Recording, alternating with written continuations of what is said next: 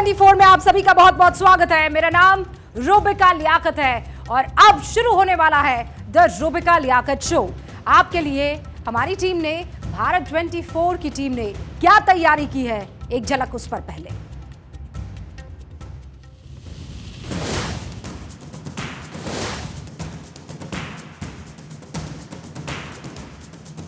प्रतिशत तो हिंदू है, तो वो क्या हिंदू पैदा करेंगे? विश्व में जिस देश में इतनी बड़ी परसेंटेज हो, वहाँ कोई बहस की बात है?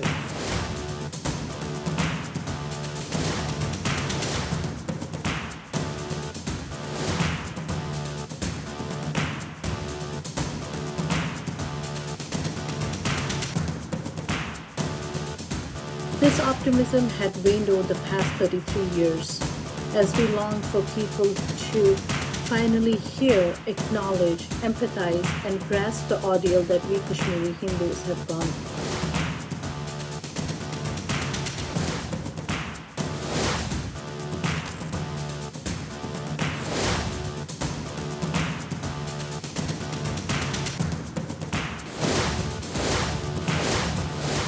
₹38 करोड़ जो है न्यूज क्लिक जैसी संस्था को मिला है। उत्तर में जो बात होती है उसको बाहर उजागर करना चाहेंगे तो बात हम भी रख सकते हैं सर।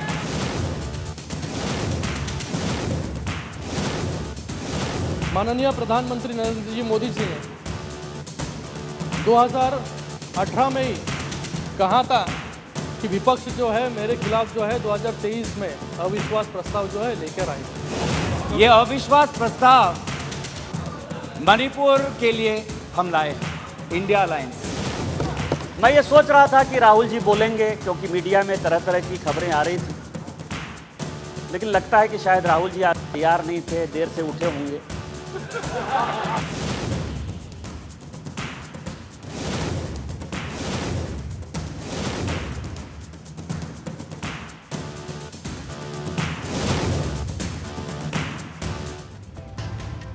तो यही वो द रूबिका लियाकत की स्टोरी है जो आप अगले 1 घंटे में परखने, जानने और समझने वाले हैं। ये 6 वो खबरें हैं जिन पर आज डिटेल में हम चर्चा करने वाले हैं और शुरुआत करेंगे कमलनाथ का हिंदू राष्ट्र इंडिया को कबूल, ये बड़ा प्रश्न चिन्ह। और हम क्यों कह रहे हैं कमलनाथ का हिंदू राष्ट्र? क्योंकि 2024 का चुनाव किन मुद्दों पर लड़ा जाएगा, अगर ये सवाल मैं आपसे पूछूं तो आप जवाब क्या देंगे? 2024 में चुनाव के कौन से बड़े मुद्दे होंगे? अगर ये सवाल आपसे पूछूं तो आप कौन सा जवाब देंगे? हो सकता है कि 5 बड़े मुद्दे आप कहें कि हावी रहने वाले हैं और उसकी तरफ आप मेरा ध्यान आकर्षित करवा दें। हो सकता है कि आप ये कहें कि जो पार्टी सरकार में होगी वो ये बताएगी कि हमने क्या किया अब तक, हमने अपने देश और प्रदेश को कहां तक पहुंचाया है। ये बड़ा मुद्दा हो सकता है, यानी विकास। या विपक्ष जो चुनाव में मुद्दे उठाता है, महंगाई, बेरोजगारी, अपराध वगैरह वगैरह, ये मुद्दा हो सकता है। बिल्कुल सही कह रहे हैं आप। लेकिन हिंदुस्तान में एक सबसे बड़ा मुद्दा है हिंदुत्व का। चुनाव चाहे लोकसभा का हो कि विधानसभा का हो, हिंदुत्व का मुद्दा बहुत अहम रहता है। और इसीलिए यूपी में मुद्दा 80 बनाम 20 का हो जाता है। कर्नाटक में हिंदुत्व वर्सेस हिजाब हो जाता है। महाराष्ट्र में हिंदू वर्सेस हिंदुत्व हो जाता है। इसीलिए चुनाव के नारे लगते हैं कि जो हिंदू हित की बात करेगा वही देश पर राज करेगा। शायद यही वजह है कि चुनाव आते ही हर पार्टी हिंदुत्व का जिक्र जरूर करती है। अब चाहे आप उसे चुनावी हिंदू कह दीजिए या फिर हिंदू के पैरोकार की तरफ से देख लीजिए। मध्य प्रदेश में इस वक्त पूर्व मुख्यमंत्री कमलनाथ की बड़ी चर्चा हो रही है। क्यों? क्योंकि हिंदू राष्ट्र पर उन्होंने अपना नजरिया साफ कर दिया है। सुनिए। 80% तो हिंदू है, तो वो क्या हिंदू पैदा करते हैं? विश्व में जिस देश में इतनी बड़ी परसेंटेज हो, वहाँ कोई बहस की बात है? ये तो है कि 80% अगर हिंदू हैं तो हम कहें कि हिंदू राष्ट्र है। कहने की क्या बात है? ये तो आगे बताते हैं। ये बीजेपी का कोई लीडर कहता तो इतना सरप्राइजिंग नहीं होता, लेकिन ये तो कमलनाथ कह रहे हैं। एमपी कांग्रेस के प्रदेश अध्यक्ष हैं। इस साल के आखिर में वहां पर विधानसभा चुनाव होने वाले हैं। कांग्रेस की तरफ से इस वक्त वो मुख्यमंत्री पद की दावेदारी भी कर रहे हैं। उनकी बात से यह समझा जा सकता है कि कांग्रेस इस बार सॉफ्ट हिंदुत्व की अपनी रणनीति को किस तरह धार चढ़ा रही है, या फिर यह सिर्फ कमलनाथ है जो कर रहे हैं। कांग्रेस की इस रणनीति से हालांकि विपक्षी दलों में गठबंधन जो है इंडिया, उसमें सवाल उठने लगे हैं। और सवाल उठाने वाले कौन लोग हैं वो आप आगे जानेंगे। पहले आप मध्य प्रदेश के पूर्व मुख्यमंत्री कमलनाथ की कुछ तस्वीरें देख लीजिए जो इस वक्त आपके सामने हैं। 5 से 7 अगस्त तक एमपी के छिंदवाड़ा में बागेश्वर धाम के पंडित धीरेन्द्र कृष्ण शास्त्री की कथा का आयोजन, जिसके आयोजक थे कमलनाथ और उनके बेटे नकुलनाथ, जो कांग्रेस सांसद भी हैं। छिंदवाड़ा को कमलनाथ का गढ़ कहा जाता है। यहां पर बाबा को रिसीव करने के लिए कमलनाथ खुद हेलीपैड पर आए, जहां नकुलनाथ और कमलनाथ ने उनकी आरती भी उतारी। इन तस्वीरों के बाद जो पार्टियां इंडिया गठबंधन की सहयोगी है और जो पार्टियां किसी गठबंधन में नहीं भी है, वो भी कांग्रेस के या कमलनाथ के इस हिंदू एजेंडे पर सवाल उठा रही है। बाबा बागेश्वर जब पटना गए थे तब सरकार में शामिल आरजेडी नेताओं ने कैसे उनका विरोध किया था। बाकायदा लालू के बेटे तो एक सेना लेकर खड़ी हो गए थे, 10-15 लोगों का मार्च वार्च करवा रहे थे, उनको डंडा पकड़वा दिया था और कहा था कि आने नहीं देंगे हम इनको। कमलनाथ और बाबा बागेश्वर की इन तस्वीरों पर भी आरजेडी नेताओं ने कैसे सवाल उठा दिया है। आरजेडी के वरिष्ठ नेता शिवानंद तिवारी क्या कह रहे हैं, कैसे इन तस्वीरों पर सीधे कांग्रेस हाईकमान से सफाई मांग रहे हैं, सुनिए। धीरेन्द्र शास्त्री घोषित रूप से हिंदू राष्ट्र के प्रबल समर्थक हैं। वहां कमलनाथ जी गए, कमलनाथ जी ने उनकी आरती उतारी और उसके बाद जो है मैंने जब कांग्रेस पार्टी के अंदर से विरोध हुआ तो उन्होंने कहना शुरू किया कि पता नहीं क्यों लोगों के पेट में दर्द हो रहा है। ये महागठबंधन बना हुआ है, मैंने नेताओं को, महागठबंधन के नेताओं को ये नागवार गुजर रहा है कि इस तरह का हम करें। मैंने एक हिंदू राष्ट्र बनाने वालों का हम सत्कार करें, उसका स्वागत करें, उसको महिमा मंडित करें और उसके बाद हम ये बात करें कि देश जो है संविधान से चलेगा। यह अंतर विरोध किसी को पच नहीं रहा है। इसलिए कांग्रेस पार्टी के आला कमान से अनुरोध है कि इस मामले में वो सफाई दें, कमलनाथ जी से भी कैफियत तलब करें।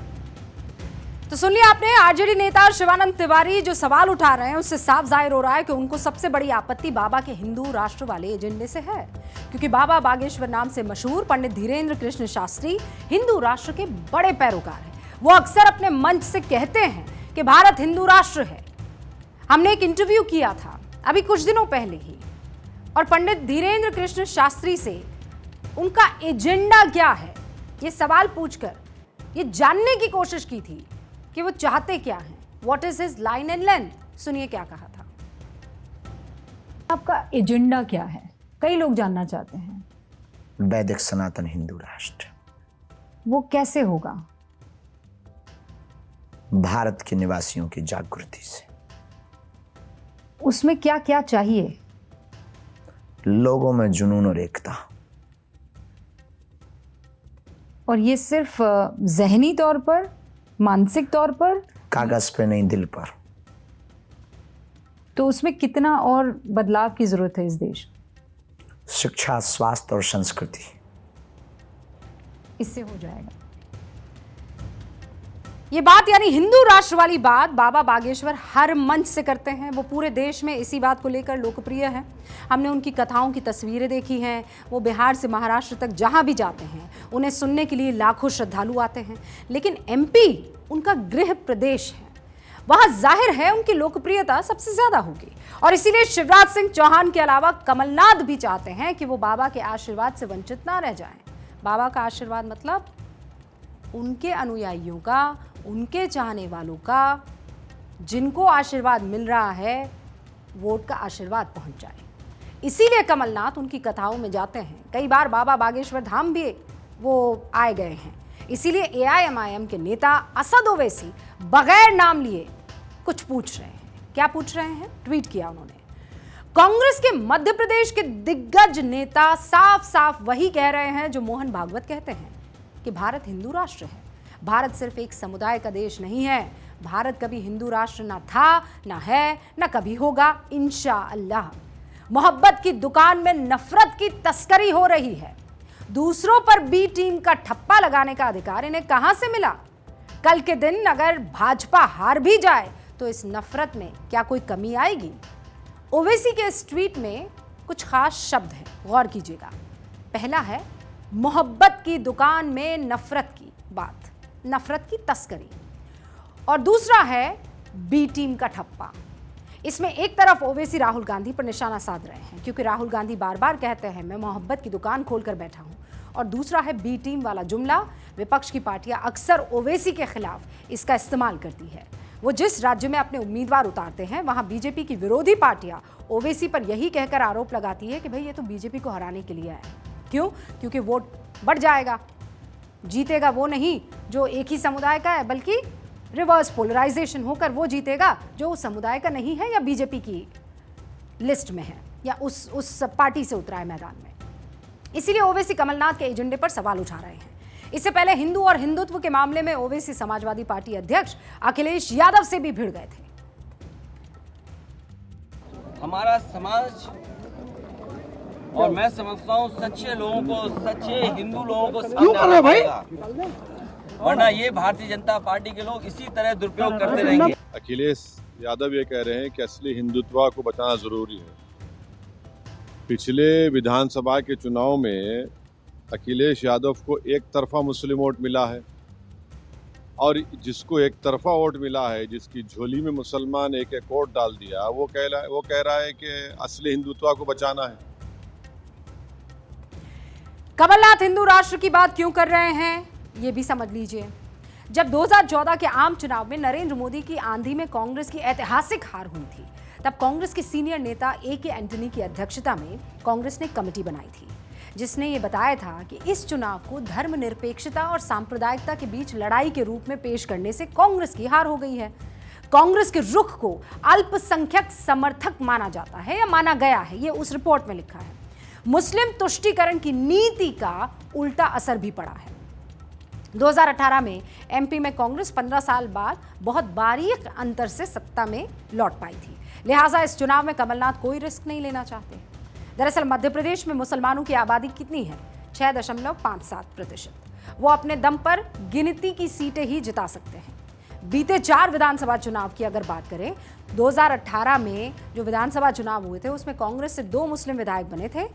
उससे पहले हुए 3 विधानसभा चुनावों यानी 2013 में, 8 में और 2003 में केवल एक मुस्लिम उम्मीदवार ही जीता था।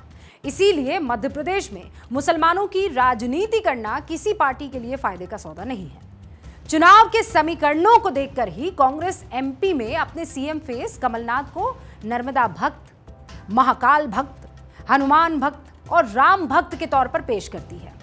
2018 के कांग्रेस के घोषणा पत्र में कांग्रेस ने हिंदू वोटर्स को लुभाने के लिए जो वादे किए थे उनमें ग्राम पंचायतों में गौशाला बनाना था, मां नर्मदा ट्रस्ट लॉ बनाना था, नया आध्यात्मिक विभाग, संस्कृत को बढ़ावा देने के लिए नए विद्यालय, पुजारियों का मानदेय जो है उसमें इजाफा करना, ये सारे पॉइंट्स थे। राम वन गमन पथ जैसे वादे भी उसमें शामिल थे। उन्होंने छिंदवाड़ा में हनुमान जी की विशाल प्रतिमा बनवाई। लेकिन मध्य प्रदेश में बीजेपी लगातार कमलनाथ को चुनावी हिंदू बताती है। हिंदू राष्ट्र पर कमलनाथ के बयान को लेकर एमपी के गृह मंत्री नरोत्तम मिश्रा ने क्या तंज किया था, उसे भी सुनिए। कमलनाथ जी को हिंदुओं की ताकत समझ में आ गई, दरअसल में कांग्रेस को समझ में आ गई। लेकिन कमलनाथ जी ब्रजमंडल पे नहीं बोल रहे, आप देख रहे होंगे, एक शब्द नहीं बोले वहां पर। ये जो मैं कहता हूं ना कि सुविधा भोगी हिंदू हैं, इच्छाधारी हिंदू हैं, ये व्यक्ति के हित के लिए, स्वयं के लिए काम करते हैं, समाज के लिए कभी काम नहीं करते, राष्ट्र के लिए काम नहीं करते, देश के लिए काम नहीं करते। इन्हें महान भारत में बदनाम भारत नजर आता है। इसी मध्य प्रदेश से दिग्विजय सिंह भी आते हैं, जिन पर अक्सर यह आरोप बीजेपी लगाती है कि हिंदुओं को लेकर दिग्विजय सिंह ने जितने विवादित बयान दिए हैं शायद किसी ने ना दिए हैं। और ऐसे में हिंदू राष्ट्र के सिद्धांत को लेकर कमलनाथ जो बातें कह रहे हैं उस पर सवाल इस तरीके से भी खड़े होंगे कि क्या ममता बनर्जी को ये मंजूर होगा, क्या नीतीश बाबू को ये मंजूर होगा? शिवानंद तिवारी तो मना कर रहे हैं, एमके स्टालिन ये मंजूर करेंगे, और अगर इनको मंजूर नहीं तो फिर INDIA के साथ सीधा जो सोच रहे हैं कमलनाथ के इस दिशा में जाने से फायदा हो जाएगा, हो पाएगा, इन सवालों का जवाब हम नहीं कमलनाथ जी दे सकते हैं, उनके साथी दे सकते हैं, और उनके जवाबों से सहमत है कि नहीं है वो जनता वोटों से जाहिर कर सकती है। अब वो खबर जिसने 33 साल बाद कश्मीरी पंडितों को सुकून का एहसास करवाया है। 33 साल बाद कश्मीरी पंडितों को लग रहा है कि उन्हें इंसाफ मिलेगा। आपकी स्क्रीन देखिए, ये तस्वीरें जो हैं, ये कश्मीरी पंडित धुंधली सी इस तस्वीर को 33 साल बाद भी भूल नहीं पाए हैं। उनको आज भी पूछिए तो लगता है जैसे 33 सेकंड पहले ये बीती हुई ये गुजरी तस्वीर हो। आतंकवाद के उस दौर की ये तस्वीरें हैं जो 33 साल पहले कश्मीर में शुरू हुआ था। इन तस्वीरों की बात मैं करूंगी, लेकिन उससे पहले क्यों आज इसका जिक्र हो रहा है, आज के कश्मीर की कुछ तस्वीरें देख लीजिए, फिर कहानी शुरू करती हूं। जहां हाईवे बन रहे हैं, नई रेल लाइन बन रही है, शॉपिंग मॉल खुल रहे हैं, मल्टीप्लेक्स खुल रहे हैं, और ये सब कब हुआ? आर्टिकल 370 हटने के बाद।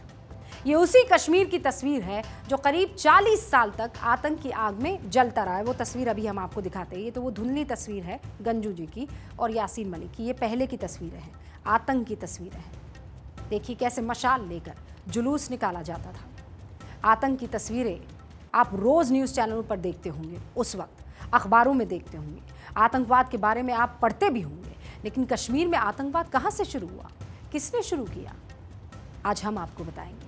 और ये बताना इसलिए ज़रूरी है क्योंकि अब कश्मीरी पंडितों को पूरा इंसाफ दिलाने की जंग शुरू हो गई है। इन दो तस्वीरों में से एक तो आप जानते हैं, जम्मू कश्मीर लिबरेशन फ्रंट का आतंकवादी है यासीन मलिक, सज़ा काट रहा है। लेकिन क्या आप दूसरी तस्वीर को पहचान रहे हैं, इस शख्स को जानते हैं? मैं दावा करती हूं आप नहीं जानते होंगे, और अगर बहुत एक्टिव होंगे आप सोशल मीडिया पर तो हो सकता है इसका जिक्र कर लें। ये तस्वीर है जज नीलकंठ गंजू उनकी, जिनकी हत्या इसी आतंकी यासीन मलिक के इशारे पर की गई थी। और ये हम नहीं कह रहे हैं, ये इस आतंकी ने खुद कबूल किया है। Yes, he did.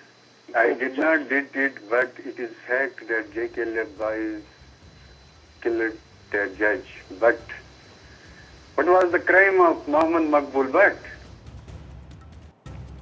जज नीलकंठ गंजू कौन थे? उनकी हत्या क्यों कराई गई? इस हत्या के पीछे वजह क्या थी? इसका जवाब अगर एक शब्द में दिया जाए तो आसान है, वो शब्द है दहशत, आतंक। आतंक फैलाने के लिए ही जज नीलकंठ गंजू का कत्ल किया गया। लेकिन कश्मीर का आतंकवाद इतना सीधा नहीं है कि एक शब्द में खत्म हो जाए। आज हम इस आतंकवादी और इस आतंकवादी के मंसूबे आपके सामने रखेंगे और यह भी बताएंगे कि कैसे इस खूनी शख्स ने या इस खून का इस्तकबाल हमारे देश की सरकारें इसे बचाने के लिए लगातार करती रही।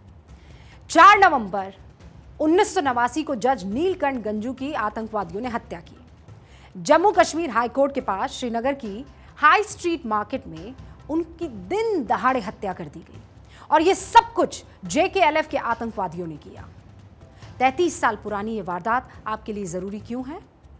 आज इस वारदात को हम आपको क्यों बता रहे हैं?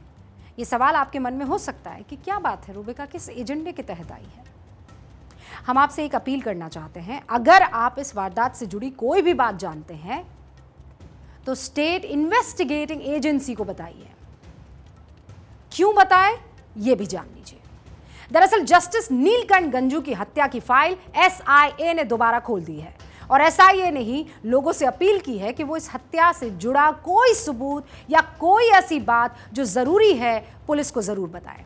मोबाइल नंबर और ईमेल के ज़रिए आप SIA तक पहुंच सकते हैं, और वो मोबाइल नंबर और वो ईमेल एड्रेस आपके सामने है। मैं कुछ सेकंड के लिए रुकती हूं ताकि आप मोबाइल में इस तस्वीर को कैद कर ले, कैप्चर कर ले। इस नंबर को नोट करना चाहते हैं तो नोट कर ले, इस ईमेल ID को अगर लिखना चाहते हैं तो लिख ले, क्योंकि अगर आप कुछ भी जानते हैं उस हत्या के बारे में और चाहते हैं कि इंसाफ मिले तो ज़रूरी है कि आप उसे पुलिस के साथ साझा करें, और आपकी पहचान भी जाहिर नहीं होगी, ऐसा SIA कह रहा है।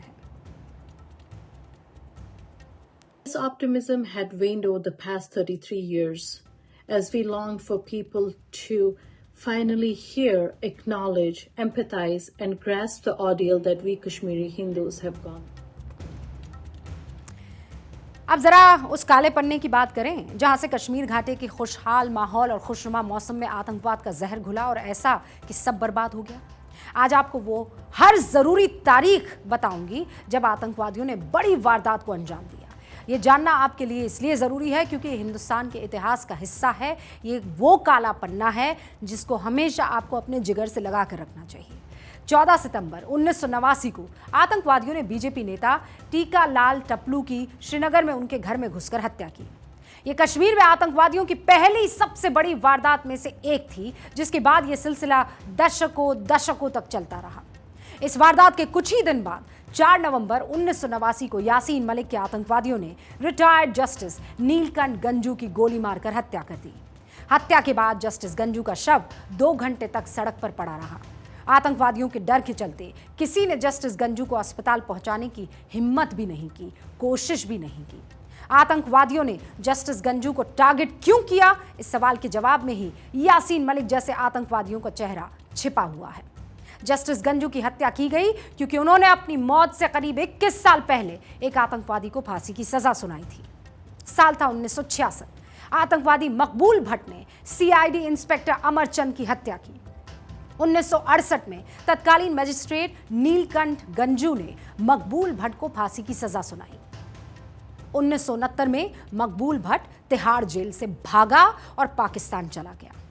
1976 में भट्ट ने कश्मीर वापस लौटकर कुपवाड़ा के बैंक में डकैती की, मैनेजर की हत्या कर दी।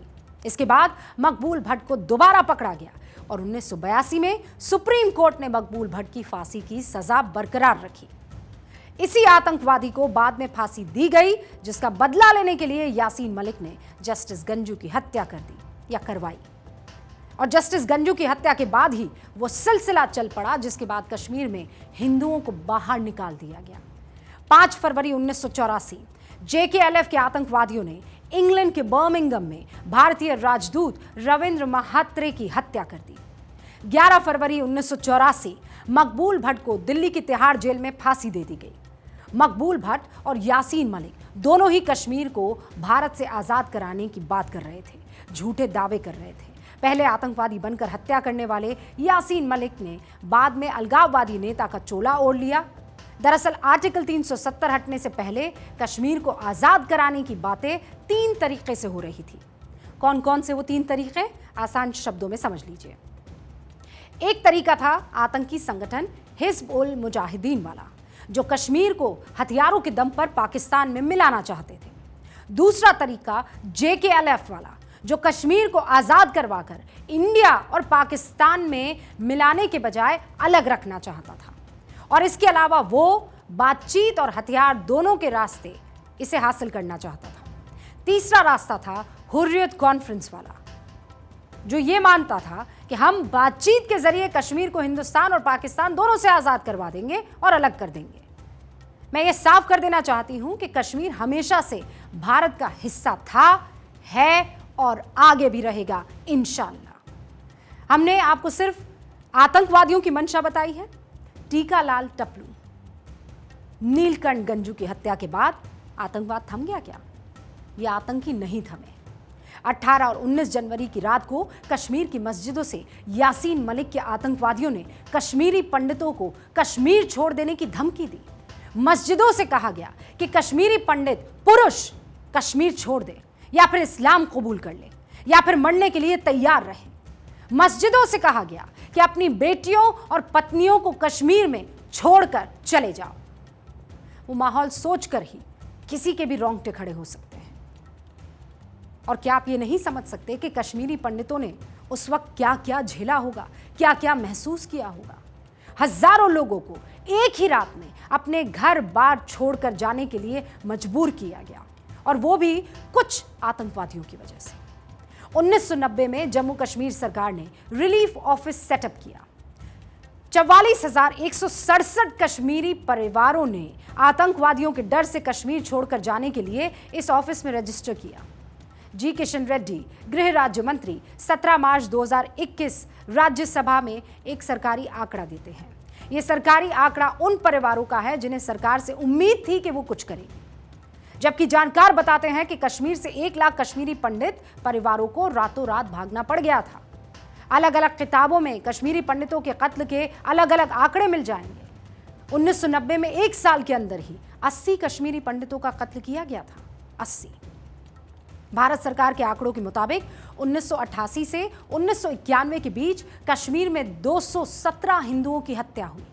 जम्मू कश्मीर सरकार के मुताबिक 1989 से 2004 के बीच 219 कश्मीरी पंडितों की हत्या की गई। 25 जनवरी 1990 को JKLF के आतंकियों ने इंडियन एयरफोर्स के 4 अधिकारियों की हत्या की। इस हमले में 20 से ज्यादा लोग घायल भी हुए। गृह मंत्री ने संसद में कहा था कि आजादी के बाद से 2019 तक कश्मीर में 41,477 लोगों की हत्या हुई। कौन जिम्मेदार है? शासन तो आपका ही रहा। ये 3 परिवार ने ही शासन किया। नरेंद्र मोदी जी के नेतृत्व में यहां पर आतंकवाद पर संपूर्ण नकेल कसने का काम भारतीय जनता पार्टी की सरकार ने किया। और ये कश्मीर की सच्चाई है। यासीन मलिक ने अपने साथियों के साथ मिलकर जन्नत को जहन्नुम में तब्दील कर दिया। यासीन मलिक अभी दिल्ली की तिहाड़ जेल में है। शुक्र है टेरर फंडिंग केस में उम्र कैद की सजा काट रहा है, कम है। लेकिन यासीन मलिक का आतंकवाद सिर्फ हिंदुओं के कत्ल पर ही खत्म नहीं हुआ, मुस्लिम बेटियों को भी इस आतंकवादी ने बख्शा नहीं। 8 दिसंबर 1989 को भारत के तत्कालीन गृह मंत्री मुफ्ती मोहम्मद सईद की बेटी रूबिया सईद को JKLF ने किडनैप किया। 13 दिसंबर 1989 को 5 आतंकवादियों की रिहाई के बाद रूबिया सईद को छोड़ा गया। इन आतंकवादियों में जावेद अहमद जरगर शामिल था, जिसने 1999 में इंडियन एयरलाइंस के विमान IC-814 को हाईजैक किया था। जनवरी 2021 में जम्मू टारा कोर्ट ने इस केस को रीओपन किया। इस केस में 15 जुलाई 2022 को रूबिया सईद ने यासीन मलिक और 3 अन्य आतंकवादियों की पहचान भी की। 27 फरवरी 1991 को JKLF के आतंकवादियों ने कांग्रेस नेता सैफुद्दीन सौस की बेटी नाहिदा को किडनैप किया। नाहिदा को एक आतंकवादी की रिहाई के बाद छोड़ दिया गया 1991 में। यह आतंकवादियों का असली चेहरा है। हम यहाँ किसी का पक्ष नहीं लेना चाहते, लेकिन अपने मुंह से जम्मू कश्मीर में हत्या को कबूल करने वाला यासीन मलिक दशकों तक सरकारों का चहेता बना। फिलहाल यह आतंकवादी जेल में है और जस्टिस नीलकंठ गंजू की हत्या का केस फिर से रीओपन हो रहा है। उम्मीद है कि 33 साल बाद जस्टिस गंजू को इंसाफ मिलेगा। भारत 24 फिर अपील करता है, जस्टिस गंजू की हत्या से जुड़ी कोई भी जानकारी अगर आप व्यूअर्स में से किसी के पास है तो उसे SIA के साथ जरूर शेयर कीजिए, ताकि आतंकवादी को कड़ी से कड़ी सजा मिल सके। और अब आगे बढ़ रहे हैं और आपको उस सत्य के बारे में बताएंगे जिसके बारे में आपको सतही तौर पर तो पता नहीं चलता, लेकिन इसकी जड़ें इतनी खतरनाक और इतनी मजबूत है कि आप सिर्फ विश्वास करते हैं और समझ ही नहीं पाते कि जिन पर विश्वास कर रहे हैं वो कितने बड़े विश्वासघाती हैं।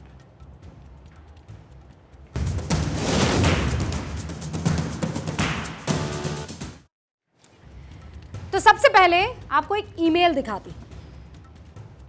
ये ईमेल किसने भेजा, क्यों भेजा, ये सब आपको बताऊंगी, लेकिन उससे पहले आपको इस ईमेल में किन किन नामों का जिक्र है और वो लोग क्या करते हैं ये जानना जरूरी है।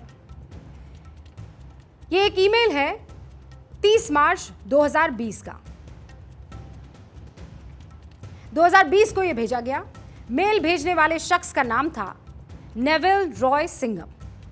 नेविल ने ये जो मेल है वो प्रबीर पुरकायस्थ, विजय प्रसाद और अन्य दूसरे लोगों को भेजा है। मेल का सब्जेक्ट क्या था? Research for 3 articles series on China and it's handling of virus and new request. यानी 3 ऐसे आर्टिकल की सीरीज की रिसर्च जिसमें चाइना ने कोरोना वायरस को कैसे हैंडल किया उसकी डिटेल होगी। 3 आर्टिकल सीरीज के लिए रिसर्च तैयार की गई जो चीन और वहां होने वाले कोविड मैनेजमेंट पर फोकस करती हो। इस ईमेल में शामिल हर किरदार की कहानी और साजिशों के तार आपको समझना बहुत जरूरी है, क्योंकि आज मसला देश का है। एक खुलासा अमेरिकी अखबार द न्यूयॉर्क टाइम्स ने किया है। ये विदेशी अखबार भारत विरोधी एजेंडा चलाने के लिए मशहूर है। आप कह सकते हैं कि बहुत से ऐसे आर्टिकल है जिसमें एक एजेंडा साफ तौर पर दिखता है, लेकिन इस बार इस अखबार ने एक सच उजागर किया है। वैसे तो द न्यूयॉर्क टाइम्स के भारत विरोधी चश्मे से भारत हमेशा पिछड़ा, अल्पसंख्यक विरोधी ही दिखता है, लेकिन इस बार सच्चाई और सबूत इतने पुख्ता और इतने वजनदार थे कि ये पश्चिमी मीडिया भी खुद को रोक नहीं पाया इस आर्टिकल को छापने में। हो सकता है द न्यूयॉर्क टाइम्स को अपनी गलतियों का पश्चाताप हो रहा हो और इसीलिए वो इस खुलासे के जरिए अपने पुराने पाप खत्म करने की कोशिश कर रहा हो, लेकिन जो सच्चाई देश के सामने द न्यूयॉर्क टाइम्स के जरिए आई है वो कुछ लोगों के दोहरे चरित्र की पोल खोल रही है। पिछले 3 सालों से एक खतरनाक देश विरोधी एजेंडा चलाया जा रहा था और एक ऐसा इकोसिस्टम तैयार किया जा रहा था जिसका एक ही मकसद था, भारत को किसी भी तरह बांट दो, किसी भी तरह भारत का हौसला तोड़ दो, ऐसा तोड़ो कि दुनिया की आंख में आंख मिलाकर ये बात ना करे। और ये सब कर रहे थे हमारे ही देश में बैठे वो लोग जो रहते तो इस देश में हैं, खुद को देश के खैर ख्वाह भी बताते हैं, लेकिन ये टूल है चीन के। चीन ने इन हिंदुस्तानी गद्दारों के हाथों में वो हथियार थमा दिया जिससे एक सोची समझी रणनीति के तहत हमारे लोकतंत्र के चौथे स्तंभ यानी मीडिया की क्रेडिबिलिटी पर आए दिन सवाल उठाए जाते रहे और उसे कमजोर करने की साजिश रची जाती रही। इन साजिशों में कई एजेंडा जीवी शामिल रहे और इन सब ने इतनी शिद्दत से एजेंडा चलाया कि देश के मीडिया को न जाने किन किन नामों से पुकारा जाने लगा। आज आपको बताते हैं कि असली गोदी मीडिया की परिभाषा क्या है। आज आपको जानना चाहिए कि गोदी मीडिया की परिभाषा होती क्या है।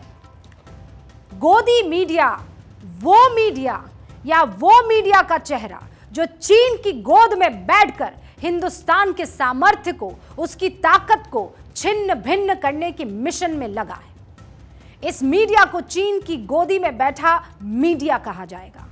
आज आपको यह भी जानना चाहिए कि यह चीनी गोदी मीडिया कैसे काम करता था, कैसे इनके आगे चीन बोटी की तरह रुपए फेंकता और ये फिर उसके इशारे पर नाचने लगते।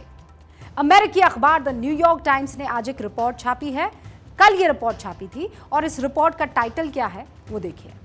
अ global web of Chinese propaganda leads to a US tech mogul. इस रिपोर्ट में एक शख्स का जिक्र है जिसका नाम है नेवल रॉय सिंघम, वही शख्स जिसने ईमेल किया था।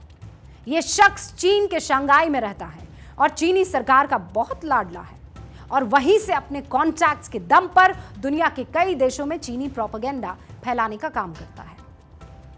नेवल ने साउथ अफ्रीका की एक राजनीतिक पार्टी के साथ अलग अलग कंपनीज के माध्यम से भारत और ब्राजील के न्यूज ऑर्गेनाइजेशन को करोड़ों रुपए भेजे। नेवल की साजिश इतनी खतरनाक थी कि उसने साउथ अफ्रीका में चीनी एजेंडा चलाने के लिए एक पार्टी ही बनवा दी और उसको अपनी शेल कंपनियों के माध्यम से फंड किया। इसके लिए पहले एनजीओ का फर्जीवाड़ा रचा, फिर एक स्कूल चलाने वाली कंपनी, एक न्यूज ऑर्गेनाइजेशन, एक पार्टी, इनको करोड़ों रुपए दिए। और ये सब क्यों हुआ? ताकि साउथ अफ्रीका में चीन के इशारे पर नाचने वाली सरकार आ सके। इसके साथ ही नेवल ने अपनी सहयोगी कंपनियों के माध्यम से भारत में भी एक न्यूज संगठन को फंडिंग करना शुरू किया। इसके लिए बारीकी से पूरी प्लानिंग की गई। भारत में एक न्यूज ऑर्गेनाइजेशन है जिसका नाम है PPK, news click studio private limited. इस कंपनी का मालिक है प्रबीर पुरकायस्थ। इस कंपनी को जनवरी 2018 में बनाया गया। कंपनी बनने के बाद लगातार घाटे में चल रही थी। तभी अचानक अप्रैल 2018 में कंपनी बनने के 3 महीने बाद FDI के माध्यम से इसे 9 करोड़ 59 लाख रुपए का फंड मिल जाता है। जिस कंपनी के एक शेयर की कीमत सिर्फ 10 रुपए थी, उसे 11,510 रुपए प्रति शेयर के हिसाब से world wide media holdings LLC US से खरीद लेती है।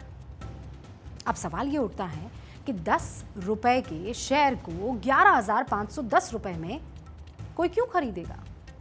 और दूसरा सवाल यह है कि ये world wide media holdings LLC USA और नेवल रॉय सिंघम के बीच क्या रिश्ता है? दोनों बातें जाननी चाहिए आपको। MS world wide media holding LLC USA नाम की कंपनी को मिस्टर जेसन फेचर इन्होंने बनाया था। इस कंपनी में 100% इक्विटी थी पीपल सपोर्ट फाउंडेशन की। और पीपल सपोर्ट फाउंडेशन के डायरेक्टर कौन थे? नेविल रॉय सिंघम की पत्नी जोरी इवांस। यानी चीन की सत्ताधारी कम्युनिस्ट पार्टी ऑफ चाइना के चहेते नेविल रॉय सिंघम ने भारत में चीनी एजेंडा और भारत विरोधी प्रोपेगेंडा चलाने के लिए एक ऐसी कंपनी को चुना जो डूब रही थी। उन्होंने इस कंपनी को चीन से डायरेक्ट पैसे नहीं भेजे ताकि किसी को शक ना हो। पैसे भेजने के लिए उसने अमेरिका में एक कंपनी बनाई। इस कंपनी के जरिए भारत में न्यूज क्लिक को फंडिंग दी गई। 30 करोड़ रुपया जो है न्यूज क्लिक जैसी संस्था को मिला है। और न्यूज क्लिक संस्था को जो न्यूयॉर्क टाइम्स ने लिखा है, वो लिखा यह है कि भारत में ईडी ने जो रेड किया है, आइस के बारे में लगातार बोलते हैं सर, ईडी की रेड में जो खुलासा हुआ है उसका पूरा खुलासा किया है। और वो जो न्यूज क्लिक है सर, वो देशद्रोही गैंग, टुकड़े गैंग जो भारत को खंडित करना चाहते हैं, वो न्यूज क्लिक उस संस्था का जो है हेड कर रहा है। पुरकायस्त उसका मालिक है। उसके सारे पैसे में कहां से मिले, कैसे नक्सलाइट को दिए गए, कैसे माओवादियों को दिए गए, कैसे शर्मा को, रोहिणी सिंह को, या मान लीजिए स्वाति चतुर्वेदी जैसे लोगों को केवल भारत के खिलाफ एक माहौल बनाने के लिए चाइनीज पैसा दे रहे हैं। और एक और बात, ऐसा नहीं है कि एक बार 9 करोड़ 59 लाख रुपए देने के बाद यह साजिश रुक गई हो। अब भारत जैसे देश में एजेंडा चलाने के लिए लालचियों की फौज को पालना है तो धन तो चाहिए ना, बहुत धन चाहिए। लिहाजा एक और रास्ता खोजा गया। पीपी के NewsClick studio private limited को एक्सपोर्ट के नाम पर अमेरिका की एक company Justice and Education Fund Inc से 76 करोड़ 84 लाख रुपए दिए गए। ये Justice and Education Fund Inc एक चैरिटेबल ट्रस्ट है। तो सवाल ये है कि आखिर एक चैरिटेबल ट्रस्ट के भारत की एक छोटी सी न्यूज एजेंसी को पैसे देने की क्यों जरूरत आन पड़ी? असल में Justice and Education Fund Inc भी नेविल रॉय सिंघम की कंपनी है, जिसके जरिए नेविल चीन की सत्तारूढ़ पार्टी से पैसा लेकर अमेरिका के रास्ते भारत भेज रहा था। अब ये तो आपने समझ लिया होगा कि पीपी के NewsClick studio private limited के चीन से भारत में प्रोपेगेंडा फैलाने के लिए किस रास्ते से पैसे भेजे गए। लेकिन इन पैसों को लेकर पीपी के NewsClick studio private limited ने क्या काम किया, यह भी तो जानना जरूरी है ना। जानिए भाई, केआरए क्या था। इन्होंने कोरोना को मात देने के लिए बनाई गई भारतीय वैक्सीन के खिलाफ प्रोपेगेंडा चलाया। शेम। भारतीय मीडिया के खिलाफ नफरत का माहौल बनाने की कोशिश की। शेम। पीएम केयर फंड के खिलाफ कई स्टोरीज लिखी। शेम। रफाल खरीद के खिलाफ स्टोरी की। शेम। राम मंदिर निर्माण का विरोध किया। शेम। सीए के खिलाफ जमकर प्रोपेगेंडा फैलाया। शेम। सेंट्रल विस्टा प्रोजेक्ट के खिलाफ स्टोरी चलाई। शेम। चीनी ऐप पर भारत सरकार ने जो बैन लगाए उसके खिलाफ भी स्टोरी की। Shem Shem. इसके साथ ही पीपी के न्यूज क्लिक को जो धन चीन से मिल रहा था उसका बंटवारा कैसे हुआ, यह भी जानिए। न्यूज क्लिक ने रुपए दिए गौतम नवलखा को, वो भी करीब 20,53,000। गौतम नवलखा महाराष्ट्र में हुई भीमा कोरेगांव हिंसा का आरोपी है। मतलब आजाद पत्रकारिता की आड़ में चीन के इशारे पर इस न्यूज एजेंसी ने देश में विकास और प्रगति के हर प्रोजेक्ट के खिलाफ जनता को भड़काने के लिए खूब प्रोपेगेंडा फैलाया। और दिखने में कैसे? झोला लेकर चलने वाले। देखें तो आप कहें कि कितना गरीब पत्रकार है। इसमें सबसे ज्यादा इनके निशाने पर कोविड वैक्सीन और भारतीय मीडिया थी। और यह सच उजागर करने के लिए हमने पूरा प्रूफ इकट्ठा किया है। यह प्रोपेगेंडा इसलिए फैलाया जा रहा था क्योंकि कोविड वैक्सीन ने भारत को दुनिया में उस मुकाम तक पहुंचा दिया जहां यह साबित हो गया कि भारत दुनिया के सामने आने वाली चुनौतियों से लड़ने में सबसे आगे रहता है। भारत लंबे समय से दुनिया को बता रहा था कि न्यूज क्लिक भी प्रचार का एक खतरनाक वैश्विक जाल है। और आज मैं आपको बताने जा रहा हूं कैसे घमंडिया गठबंधन Congress, China, NewsClick a part of umbilical cord. और ये इससे सिद्ध होता है क्योंकि कुछ लोगों को तो ये भी आदत थी कि, और मैं नाम लेके भी कह सकता हूं, कि राहुल जी की नकली मोहब्बत की दुकान में चीनी सामान ये साफ नजर आने लगा है। सर, राहुल गांधी जी के खिलाफ बेबुनियाद तथ्यों के आधार पर ओछी तरीके से घटिया टिप्पणी किए गए हैं, उनकी छवि को धूमिल करने के लिए। न्यूयॉर्क टाइम्स के खुलासे से 2 साल पहले यानी साल 2021 में ही भारत की जांच एजेंसी ईडी एनफोर्समेंट डायरेक्टोरेट ने न्यूज क्लिक पर छापेमारी की थी, क्योंकि एजेंसी ने न्यूज क्लिक को मिल रही फंडिंग पर शक जाहिर किया था। ये वो तस्वीरें 9 फरवरी 2021 की। खुलासा तभी हो गया था, लेकिन तब प्रेस की आज़ादी के नाम पर ईडी छापेमारी पर खूब सियासत हुई, और सियासत के 2 लिखित प्रूफ मैं आपके सामने रख रही हूं। पहला तो है एडिटर्स गिल्ड की ये चिट्ठी। इस चिट्ठी में कैसे ईडी की कार्रवाई को प्रेस की स्वतंत्रता पर हमला बताया गया, ये देख लीजिए, और मैं इसमें आपको एक आध लाइन पढ़ के सुना देती हूँ। Editors Guild of India is deeply concerned about the raids by ED at the office of the independent news website newsclick.in. EGI यानी Editors Guild of India is concerned that raids by government agencies are used as coercive measures to suppress free and independent journalism. कुल मिलाकर editors guild of India की तरफ से कहा गया कि भाई ये सरकार की तरफ से दबाव है, ये तो बहुत गलत हो रहा है, हम तो इसे जायज़ नहीं ठहरा सकते, ये गलत है, हम बहुत इससे परेशान हैं। ये एडिटर्स गिल्ड जैसे संस्थानों से भी ये ख़त आए थे। अब मुझे ये बताइए, आज कोई ऐसा ख़त क्यों नहीं आ रहा है? आज सवाल एडिटर्स गिल्ड जैसे संस्थानों से है। जब न्यूज क्लिक के खिलाफ ईडी की छापेमारी हुई थी, तब देश के कुछ बड़े पत्रकार प्रेस क्लब ऑफ इंडिया के बाहर प्रोटेस्ट करने पहुंच गए थे। आज भी तो इनका विरोध करना चाहिए ना, क्यों नहीं कर रहे हैं ये लोग? आज जब बात देश की है तो कोई बाहर आकर प्रोटेस्ट नहीं करेगा। एक ऑर्गेनाइजेशन के लिए तो खत छाप लिए जाते हैं, वहां मुंह पे पट्टा बांधकर जमकर प्रदर्शन किया जाता है, और आज जब देश विरोधी हरकतें करने का लिंक मिल गया है, प्रूफ मिल गया है, तो ऐसी कोई भीड़ आपको नहीं दिख रही है। प्रदर्शन के नाम पर उन लोगों का समर्थन करके आप क्या दिखाना चाहते थे? इसके लिए इनको आगे आकर माफी नहीं मांगनी चाहिए, कहना चाहिए कि हाँ, हमने गलत किया और गलत लोगों का साथ दिया। वैसे तो बहुत नैतिकता की आप बात करते हैं, आज क्यों आपके मुंह पर चुप्पी है? आप बताइए ना, चीन का पैसा खाकर देश के खिलाफ खड़े होने वाले लोगों के साथ आप जिस वक्त खड़े थे, आज जब सच उजागर हुआ है तो उनकी मुखालिफत करेंगे कि नहीं? और नहीं करते हैं, उस पर अगर आपको दर्द होता है तो आकर देश से माफी तो मांगेंगे। आज कह रहे हैं उन्होंने कुछ भी गलत नहीं किया, तो बताइए ना, पैसों के लेन देन का हिसाब क्या है? प्रबीर पुरकायस्थ, आपका और नेविल रॉय सिंघम का रिश्ता क्या है? आज कोई किसी को 1 रुपए भी बिना मतलब के नहीं देता, तो आप में ऐसी क्या बात थी कि चीनी प्रोपेगेंडा सिस्टम चलाने वाले नेविल ने आपकी कंपनी में करोड़ों रुपए लगा दिए, जबकि 10 रुपए के नहीं आपके शेयर 11-11 हजार में खरीद लिए? क्यों? आपने रिटर्न में ऐसा क्या दिया? बताइए ना, देश जानना चाहता है। आपने तो बड़ा विश्वास करके मीडिया को बदनाम किया, देश को बदनाम किया, देश में काम कर रही सरकारों को बदनाम किया, और आज जब हकीकत सामने आई है तो चुप, कोई कुछ कहने वाला नहीं है। चुप्पी तोड़िए, हम इंतजार कर रहे हैं।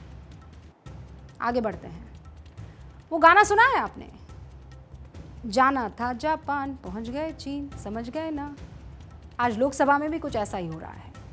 जिस लोकसभा के मॉनसून सत्र की शुरुआत हुई थी मणिपुर पर चर्चा की मांग पर, अब जब कुछ दिन बाद मॉनसून सत्र की समाप्ति होने वाली है, तब चर्चा हो रही है अविश्वास प्रस्ताव पर। हम महिला माँ फिर सांसद हैं। जब ये सदन में हम बैठकर देख रहे हैं, सुबह से देख रही हूँ, विपक्ष ने जितने ने भी इस पे कहा है, सिर्फ Modi ji is the only target, और महिलाओं पे कहीं पर भी सहानुभूति और महिलाओं के फेवर में एक भी शब्द ये विपक्ष का मुझे सुनाई नहीं दिया ये सदन में, पार्लियामेंट में। एक सांसद के तौर पर नवनीत राणा वही कह रही है जो एक जनता के तौर पर आप सब सोच रहे हैं। आज आपको सिलसिलेवार तरीके से अविश्वास प्रस्ताव पर चर्चा के पहले दिन की कहानी जान लेनी चाहिए, और ये कहानी इसलिए जरूरी है ताकि आप समझ सके कि कैसे मणिपुर की चर्चा महंगाई, गठबंधन, परिवारवाद, विकास, इन शब्दों के इर्द गिर्द घूम सी गई या गुम हो गई। हालांकि ऐसा नहीं है कि अविश्वास प्रस्ताव में मणिपुर पर बात नहीं हुई, बात हुई है। सब नेताओं ने मणिपुर का जिक्र किया, लेकिन वो जिक्र बस रस्म अदायगी जैसा रहा। अविश्वास प्रस्ताव पर चर्चा की शुरुआत कांग्रेस के गौरव गोगोई ने की, जिन्होंने नो कॉन्फिडेंस मोशन सामने रखा था। गौरव गोगोई ने सबसे पहले जाकर अविश्वास प्रस्ताव रखा था, जिससे INDIA के बाकी दल नाराज दिखे थे। गौरव गोगोई ने चर्चा की शुरुआत में ही मणिपुर का जिक्र किया, अविश्वास प्रस्ताव के कारण भी बताए। ये अविश्वास प्रस्ताव मणिपुर के लिए हम लाए हैं, इंडिया अलायंस, क्योंकि मणिपुर आज इंसाफ मांगता है। मणिपुर का युवा इंसाफ मांगता है, मणिपुर की बेटी इंसाफ मांगती है, मणिपुर के किसान इंसाफ मांगते हैं, मणिपुर के छात्र इंसाफ मांगते हैं। और मार्टिन लूथर किंग ने कहा है कि अगर कहीं भी नाइंसाफी हो तो वो हर जगह के लिए इंसाफ का खतरा बन सकता है। Injustice anywhere is a threat to justice everywhere. Gaurav Gogoi की बात आंकड़ों के लिहाज से देखें तो एकदम सही भी है। लोकसभा के आंकड़ों को देखें तो साफ है कि नंबर गेम में इंडिया INDI गठबंधन सत्ता पक्ष के सामने कहीं नहीं ठहरता। NDA गठबंधन के पास 333 सांसदों का समर्थन है, INDI गठबंधन के पास महज 143 सांसद है। 64 सांसद ऐसे भी हैं जो किसी खेमे में नहीं है, लेकिन अविश्वास प्रस्ताव को लेकर इनमें से ज्यादातर सत्ता पक्ष के साथ खड़े हुए दिख रहे हैं। इसी आंकड़े के दम पर बीजेपी सांसद निशिकांत दुबे ने कांग्रेस पर निशाना साधा। मैं ये सोच रहा था कि राहुल जी बोलेंगे, क्योंकि मीडिया में तरह तरह की खबरें आ रही थी, लेकिन लगता है कि शायद राहुल जी आज तैयार नहीं थे, देर से उठे होंगे तो नहीं बोल पाए। कोई बात नहीं है, गौरव गोगोई जी ने बोला, बहुत अच्छा बोला।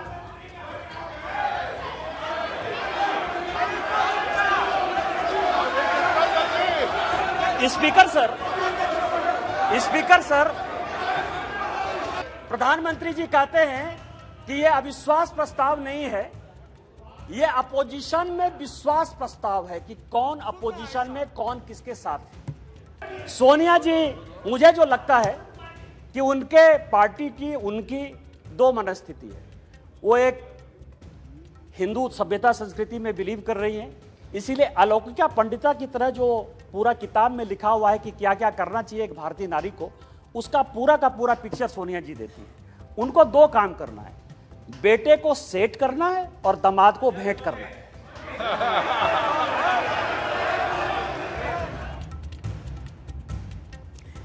लोकसभा में सियासी बयानबाजी के दौरान विपक्षी खेमे के सांसदों की जुबान पर मणिपुर का मुद्दा छाया जरूर रहा, लेकिन वो भी बाकी मामलों को उठाते रहे।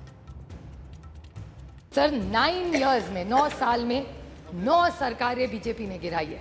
Every time this government talks, they are only not talking about the moment, it's the future. हम तो आने वाले, आप तो खत्म होने वाले। एवरी ऑपोजिशन तो है ही नहीं। This is a democracy, we should encourage each other.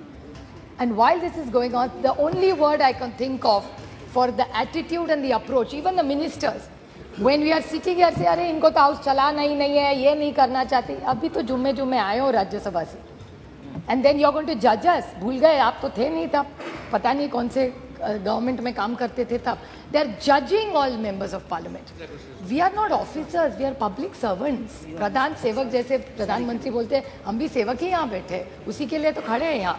So it's the attitude of this government is hubris, there is no other word। गनीमत ये रही कि लोकसभा में आज चर्चा कमोबेश शांतिपूर्ण हुई। अभी 2 दिन और हैं, जिसमें कौन क्या कहेगा ये जानने में सबकी रुचि है। लोकसभा स्पीकर ने अविश्वास प्रस्ताव पर चर्चा के लिए करीब 16 घंटे का वक्त दिया है। वेबसाइट पर 12 घंटे मेंशन किए गए हैं, जिसमें से 6 घंटे 41 मिनट का समय दिया है बीजेपी को, 6 घंटे 41 मिनट। कांग्रेस के पास है 1 घंटा 1 मिनट, DMK के पास है 30 मिनट।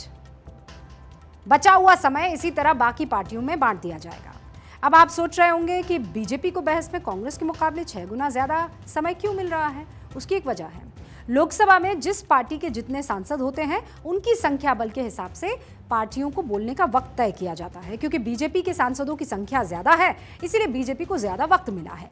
इसके साथ ही किसी भी प्रस्ताव पर किसी पार्टी से कौन सा सांसद बोलेगा ये पार्टी तय करती है, और जिन सांसदों को बोलने की जिम्मेदारी दी जाती है वो सांसद अपना नाम लोकसभा स्पीकर को भेज देते हैं। यानी अविश्वास प्रस्ताव पर जो चर्चा की शुरुआत आज हुई है उस पर कल और गुरुवार को चर्चा में संसद में वो सांसद भाग लेंगे जिन्होंने आज नहीं बोला है।